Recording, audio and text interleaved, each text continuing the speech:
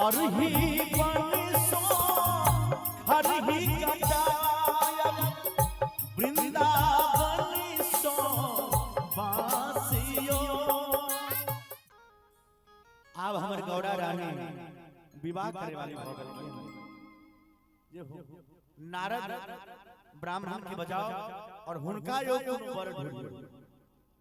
तो बड़ा सुंदर भाव है कवि के।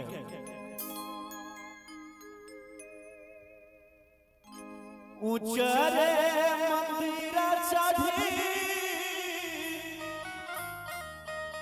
बैसल रानी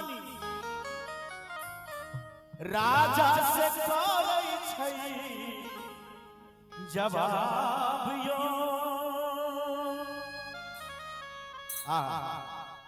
राजा से विचार करे छथिन राजा ऊंचरे मंदिर चढ़ी बैसल रानी राजा से करथी विचारियो। बारा रे जतन हमें गौरी के पोसल अब गौरी रहती मारियो। बारा रे जतन हमें गौरी के पोसल अब गौरी रहती मारियो। ऊंचरे मंदिर चढ़ी बैसल रानी राजा से करथिन विचारियो। बारा रे जतन हमें गौरी के पोसल अब गौरी रहती मारियो। बारा रे जतन हमें गौरी के पोसल अब गौरी रहती मारियो।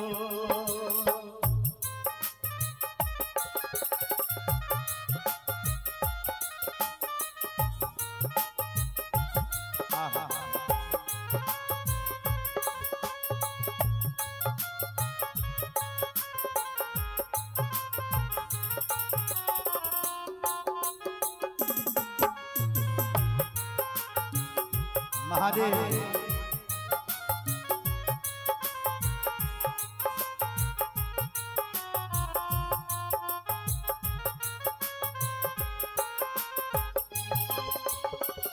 एतबा बचन जब सुनने राजा देलन पंडित जाइयो।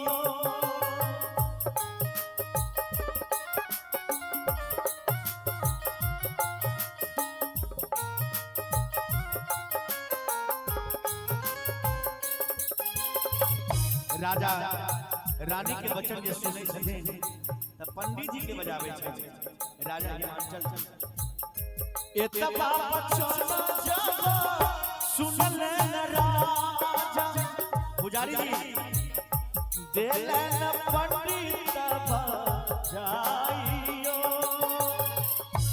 आबै त पंडित पैसा झाड़ के देखू विवाह के दिन यो। आब पंडित पैसा झाड़ के देखो विवाह के दिन यो।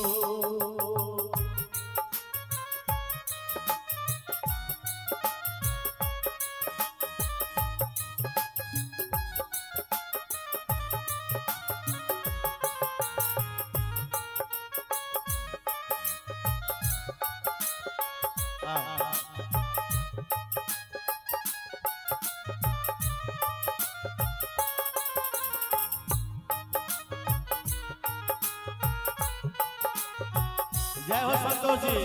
हे कृष्ण हरिनाम।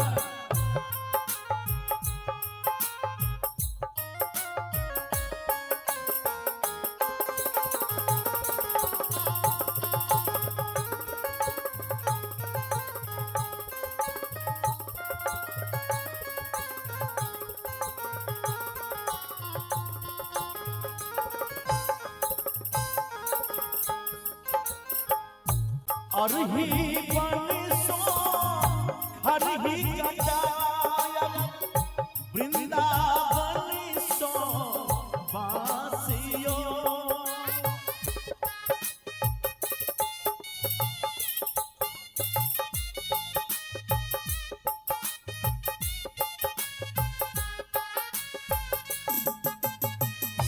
और ही बरसो हर ही कटाया वृंदावन सो बासियो ताही बास सो मरबा छबायब देखल राजा हंसियो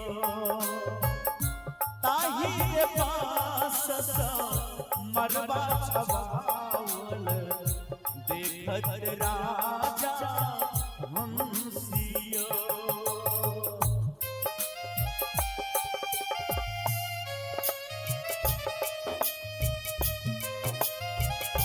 जय हो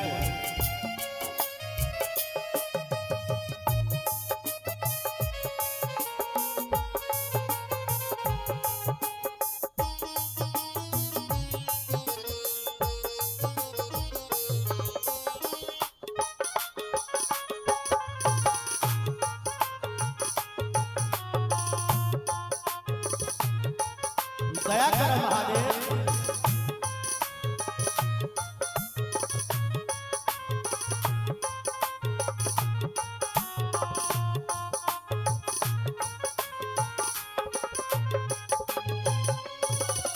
एक दिस बैसा ऋषि मुनि दल एक दिस गार लोकियो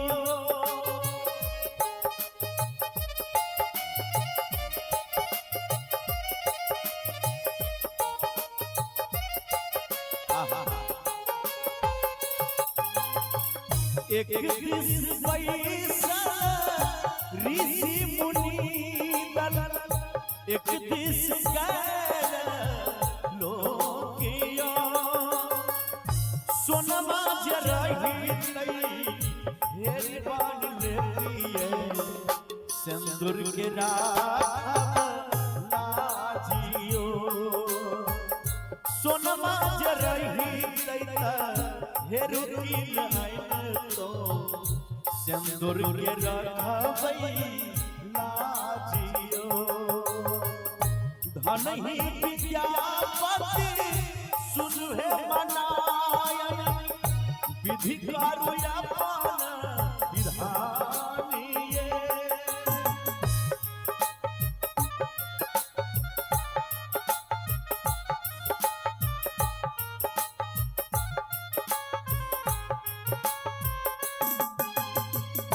धन ही विद्यापति सुनु है मनाय विधि करू अपन ध्यानियो पार्वती पद पार्वती के यह पद लिखल में चलो जाइए पार्वती के यह पद लिखल में चलो जाइए उजर मेरा वैसे कहती नयानी राजा से करे विचारिए उजर मंदिरा साधी वैशाली रानी राजा से करती विचारियो बारा रे जतना हम बेटी के पोसल अब धिया मारियो बारा रे जतना हमें गौरी के पोसल अब